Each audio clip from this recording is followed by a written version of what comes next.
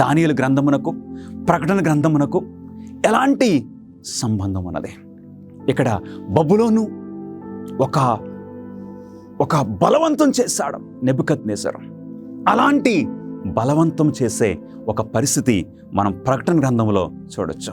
సమాధానము ప్రకటన గ్రంథము 13వ అధ్యాయము 15వ వచనము.